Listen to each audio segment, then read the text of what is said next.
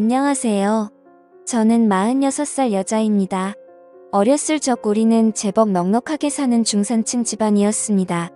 사업을 하는 아빠는 경제적으로도 가정적으로도 든든한 존재였고, 엄마가 몸이 약한 것 빼고는 형제 4명과 우애 좋게 잘 지냈습니다. 저의 남매들은 영특하고 똑똑한 편이었습니다. 언니는 미술에 탁월한 재능이 있었고, 동생 한 명은 법조인이 되고 싶어 했으며, 다른 동생은 의사가 되고 싶었습니다. 저 역시 피아노로 제법 잘 치는데 유명 음대를 다니고 있었습니다. 그중 장남인 오빠는 차기 아빠의 길을 이어 저희 집을 든든하게 받쳐주는 기둥이었습니다. 대신 오빠는 아빠처럼 사업에 관심이 있는 것보다 교육자의 길을 원했어요. 학문적으로도 영린한 오빠는 명문대학교를 장학금으로 마친 뒤 부윤 교수의 꿈을 안고 미국으로 유학 떠날 준비를 했습니다. 아빠는 우리 남매들을 위해 물심양면으로 지원해 주셨어요. 꿈을 잘 키워야 한다. 꿈을 꾸게 된다면 그것을 이룰 수도 있는 법이야. 머리로 생각하고 가슴으로 믿을 수 있다면 무엇이든 이룰 수 있단다라며 항상 좋은 조언을 해주셨습니다. 저를 비롯한 남매들은 저희 아버지를 진심으로 존경했고 그 시절 제가 기억하는 가족이 가장 행복했던 시절이었습니다. 하지만 어느 날 행복의 여신은 등을 돌렸고 쉴 틈 없는 불행이 닥쳐왔습니다. 바로 아버지가 쓰러지신 것이었어요. 평소 혈압이 높으셨던 아버지가 IMF로 인해 회사 경영이 큰 타격을 맞게 되면서 모든 수단과 방법을 가리지 않고 회사를 지켜내려던 노력이 무색하게도 마침내 부도를 맞게 되었습니다. 이에 경영자로서 책임을 못 다한 채 아버지는 병원에 입원하신 지 얼마 되지 않아 충격으로 눈을 감으셨고 엄마와 저희 남매들은 아빠라는 기둥을 잃은 상처로 몇 날 며칠을 슬픔으로 지내야만 했습니다. 아버지의 장례를 치르자마자 우리는 또 다시 현실을 마주해야만 했습니다. 회사의 막대한 채무로 인해 주변 곳곳에 차압딱지가 붙었고 제 경제적 상황은 나락에 떨어지고 말았습니다. 엄마 역시 큰 충격을 받아 병원에 입원했고 저희 형제들은 한자리에 모아 어떻게 이겨내야 할지 고민했습니다. 당시 오빠는 연락을 받고 공부 중인 미국에서 돌아온 상황이었고 언니와 저는 대학생, 동생들은 중학생과 고등학생이었습니다. 오빠는 하던 공부를 그만두고 한국으로 돌아오기로 했고 오빠를 비롯한 언니와 저는 돈을 벌어 어떻게든 집안을 끌어나가는 쪽으로 결론을 내렸어요. 아빠가 남긴 빚과 엄마의 병원비, 동생들의 교육비까지 생각하면 일단 닥치는 대로 돈을 벌어야 했습니다. 언니는 4학년 마지막 학기에 졸업작품 전시만 남겨놓고 휴학을 했고 저는 2학년 재학 중 휴학했습니다. 저는 피아노 전공이라 주로 연주 아르바이트를 많이 했는데 휴학을 하고 본격적인 돈벌이에 뛰어들면서 한 친구가 상황의 소식을 듣고 제게 정보를 하나 주더군요. 사실은 강남 쪽에 밤에 연주하면서 손님을 많이 모으는 바가 있는데 소문을 듣자니 그쪽에 돈을 그렇게 많이 주는데 하는 애들은 그것만 한다고 너도 한번 가보는 게 어때라고 했습니다. 전 처음에는 기막힌 나머지 친구를 다그쳤어요. 너 무슨 말이 그래, 우리 집 이렇게 되니까 내가 우스워 보여? 밤에 연주하면서 손님들 맞는 일을 하면 딱 봐도 그렇고 그런 일이잖아. 너 친구도 아니야 라고 불같이 화를 냈지만 사방에 돈 들어가리 천지였던 저는 오랜 고민 끝에 결국은 눈 감고 발을 찾아가고야 말았습니다. 그때 그 발을 찾아갔던 게 제 인생을 송두리째 바꿔버릴 줄은 생각도 못했네요. 나이든 사장과 화장을 짓게 한 실장이라는 여자가 저보고 면접을 보더군요. 학교가 괜찮으니 연주 솜씨는 굳이 안 봐도 되겠고 얼굴이랑 몸매도 뭐 그 정도면 준수하고 우리 단골 손님들이 좋아하겠네요. 우리 반은 다른 곳이랑 다르게 수준 높고 점잖은 분들만 오셔서 크게 문제될 건 없을 거예요. 손님들 관리만 신경 쓰면 팁도 두둑하게 챙겨받아 꽤 짭짤하게 벌어갈 테니까 열심히 잘해봐요 라고 얘기를 하니 벌써부터 심장이 두근두근 거리더군요. 저는 가족한테는 연습을 핑계로 당분간 학교 근처 친구네에서 지내다가 그날 밤부터 바로 근무에 돌입하기로 했습니다. 실제로 저와 같이 일하는 아가씨들은 저와 같이 음대생들이었고 전공도 가지각색이었어요. 바이올린, 피아노, 블루, 트럼펫, 큐바 등등 악기 편성 또한 다양했습니다. 주로 클래식이나 재즈를 연주했고 손님들의 호응에 따라 지못밭 음연 곁으로 가서 맞춰주었습니다. 바에서 말한 대로 점잖은 고객들이 대다수 많이 오긴 했지만 간혹 멍멍이 같은 손님들도 들리고는 해서 그야말로 손님복은 복불복이었습니다. 주로 옆에서 잔을 채워주고 말도 묻어주는 일을 했지만 간혹 분위기 취해선을 넘는 위험한 제안도 많이 받기도 했어요. 그런 손님들 간상이 떼버리고 제가 벌었던 수입은 낮에 뼈 빠지게 번 수입과는 비교도 되지 않을 만큼 많았습니다. 저는 기쁜 마음에 동생에게 용돈을 팍팍 줬고 엄마의 밀린 병원비도 납부했어요. 언니 오빠는 제게 어디서 돈이 나서 그렇게 많이 쓰냐고 하는데 사실대로 말할 수 없었던 저는 어영부영 넘어갔습니다. 그러던 어느 날 바에서 피아노 연주를 하고 있던 저는 누군가의 지목을 받게 되었습니다. 앞볼을 두고 익숙하게 손님의 옆으로 갔는데 근데요 아저씨가 여긴 어떻게 오셨어요? 저를 지목한 손님은 다름 아닌 제가 아는 아버지의 친구분이셨습니다. 아빠에게 어릴 적 고향 친구이자 사업 파트너였던 아저씨. 저의 남매들 어릴 때부터 하나같이 잘 챙겨주셨던 바로 그분이셨습니다. 반가운 마음에 인사를 하자 아버지 친구분은 웃으시더군요. 원래 내가 여기 단골이었는데 요새 일이 바빠 잠시 못 들렸거든. 이 근처에서 볼 일이 있어 머리 식힐 겸 잠시 들렀는데 내가 연주를 하고 있더구나 하고 술을 권유하시는데 저는 어찌됐든 손님은 손님인지라 잔을 채워드리고 아저씨와 잔을 부딪혔습니다. 아버지 친구분이랑 일하고 있자니 사실 자리가 불편하긴 했지만 당시에는 어찌됐든 반가운 마음이 커서 서로의 근황을 주고받기 바빴습니다. 참 아저씨 아들인 오빠는 잘 지내죠? 결혼했다는 소식 들었어요. 제 첫사랑이 사실 오빠였는데 아저씨랑 오빠랑 집에 놀러오면 언니랑 저랑 맨날 오빠 차지하려고 했잖아요. 아빠는 우리 속도 모르고 서로 사이좋게 놀아 말했고 그때가 불과 몇 년 전밖에 안 된 것 같은데 모든 게 너무 많이 바뀌어 버렸어요 라고 말하면서 저도 모르게 눈가가 붉어지며 눈물이 고이더군요. 아저씨는 제게 손수건을 내밀며 눈물을 닦아주고 안아주었습니다. 다 잊고 이제 새로 시작해야지. 지나간 과거를 붙들고 살아봤자 뭐하겠니? 앞으로 현실에 맞춰 살아야지. 앞으로 종종 너를 보기 위해 와야겠구나 하고 하시며 제게 수표 몇 장을 꺼내 쥐어주셨습니다. 아저씨의 마음이 따뜻해 저와 얼마나 고맙던지요. 그때까지만 해도 전 아저씨가 무슨 마음으로 다가오는 건지 알 수 없었습니다. 아저씨와 저는 그 이후로 봐서 항상 만남을 가졌습니다.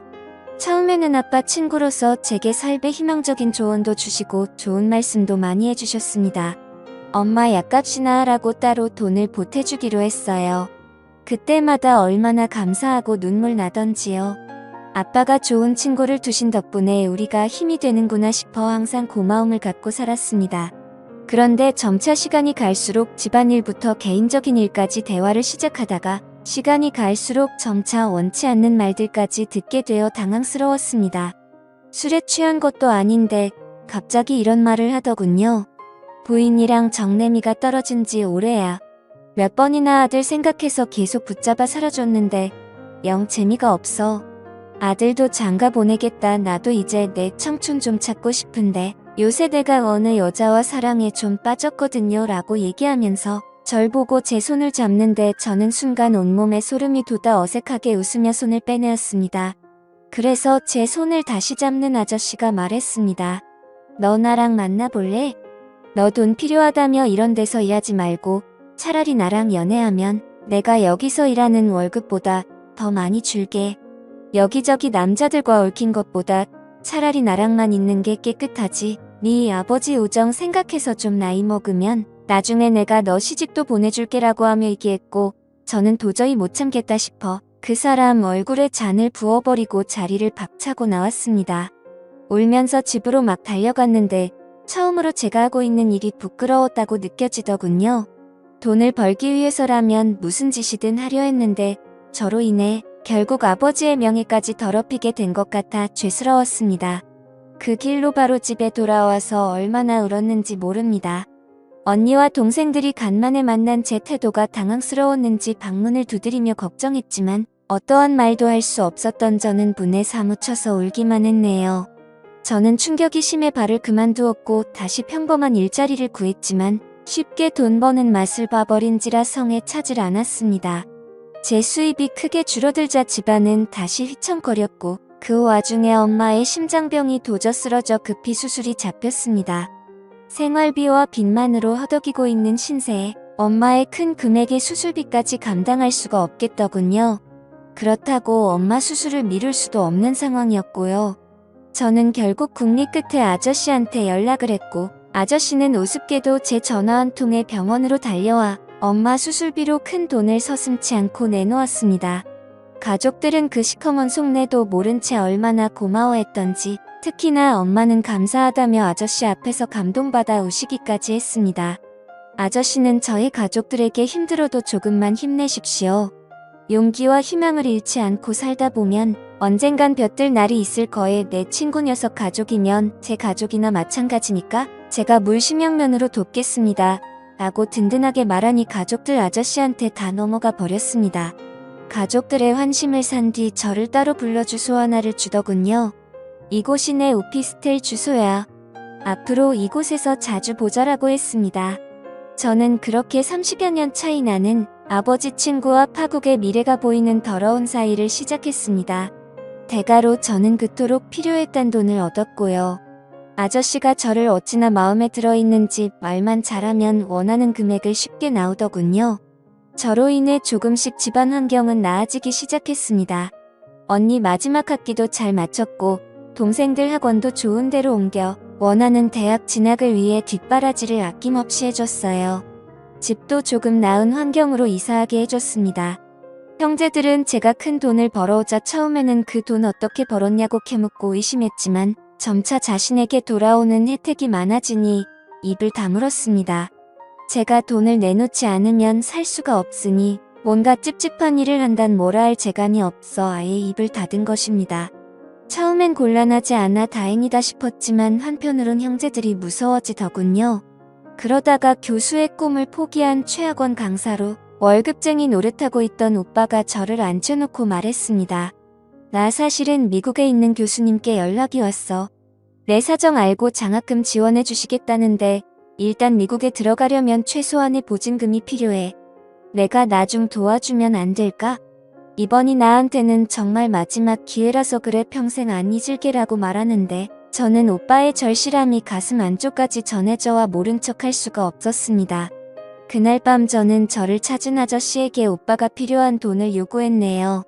처음에는 금액이 커서 안 되겠다던 아저씨도 제가 술수를 부리자 결국 오빠를 위한 돈을 마련해 주었고 오빠는 그 길로 제게 고맙다는 말도 없이 미국으로 떠나버렸습니다.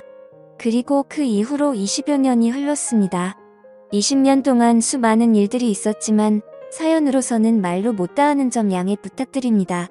대강 큰 틀만 말씀드린다면 저는 그 이후로 그렇게 향후 몇 년간 아저씨의 첫 생활을 하면서 아저씨 본부인에게 머리채도 잡혀보고 온갖 더러운 꼴 비참한 꼴도 당해보고 심지어 아저씨의 아이까지 갖게 되었습니다. 본부인으로 인해 집안에까지 모든 일이 알려지게 되었고 저는 가족들에게 돌이킬 수 없는 낙인이 찍혀왔습니다. 집안을 일으켜 세운 긍정적인 대가는 장으로 혹독했네요. 이혼모가 돼버린 저에게 아저씨는 시집 보내주겠다는 약속을 저버리고 더 어리고 예쁜 여자에게 마음을 뺏겨가 버렸습니다. 아이까지 낳고 첫 생활하면서 받은 돈이 상당히 있음에도 불구하고 제 수중에 가진 재산은 얼마 되지 않았어요. 허나 정작 제 도움받은 형제들은 다 잘되어 떵떵거리며 잘 살게 되었습니다. 오빠는 돌아와서 그토록 바랬던 정교수가 되었고 집안 좋은 여자와 결혼을 했습니다. 모든 형제들이 오빠의 결혼을 축하했지만 저는 초대받지 못했습니다.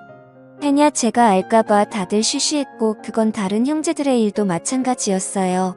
언니는 미대를 졸업해서 외국 사람과 결혼하고 한국을 떠났고 동생 한 명은 5급 행시에 합격해 공무원이 되었으며 다른 한 명은 의사가 되었습니다. 언니 시집갈 당시 모자르다는 혼수 자금 보태고 온갖 더러운 일 다 해가며 동생들 편하게 공부하게 등록금 다 대주고 공부 뒷바라지 해줬는데도 제 잘나서 얻은 권리인 줄 알더이다. 그들이 받은 돈 안에 숨겨져 있던 제 처절한 피눈물과 안을 철저하게 외면했습니다. 그나마 엄마 연락을 가끔 있는데 엄마도 다르지 않더군요. 누구 덕분에 엄마가 건강하게 지금껏 자식들 덕보면서 사시는 걸 아시는지 모르시는지 그날은 오빠 결혼식을 뒤늦게 알고서 섭섭함 왜 내게 청첩장을 보내지 않았냐고 말한 때였어요. 엄마가 제 가슴에 대못을 박는 말을 쏟아내시더군요. 저도 한때 반짝반짝 빛났을 때가 있었습니다. 피아노 연주로 콩쿠르에서 상도 받고 목표했던 대학에 입학해 풍부한 재능으로 장래가 충망되는 피아니스트였습니다. 저도 여느 가족들처럼 평범하게 원하는 꿈 찾아가 이뤄서 사랑하는 남자 만나 연애도 해보고 결혼도 해보고 그 사이에서 아이도 낳아 남들 못지않은 화목한 가정 꾸려가며 살고 싶었어요. 그렇지만 가족을 위해 모든 걸 다 희생했는데 그들은 단말 다 빼먹은 제 몸뚱아리가 쓸모 없어졌다고 이제와 그림자로 살려만 하는지 모르겠습니다. 창피하고 부끄러워하고 수치스러워하는 존재 크게 제 이름이 되어버린 지금의 현실을 제가 어떻게 이겨나가야 할지 모르겠네요. 게다가 제일 마음 아픈 건 지금은 저와 같이 살고 있지 않는 내 아들 대가로 그 아이를 얻은 건 엄마로서 행복이자 존재로서 불행이었습니다. 만약 제게 젊은 시절이 다시 온다면 아름다운 신의 선물 같은 싱그러운 날이 온다면 전 절대 저를 위해서만 살아갈 것입니다. 가족들이 잘 살게 된 것은 매우 기쁘고 좋은 일이지만 만일 가족들을 위해 인생을 낭비하지 않았다면 아마 부모 형제하고 등지지 않고 지금처럼 씁쓸한 결과를 맞이하지 않았을 거라 생각이 듭니다. 감사합니다.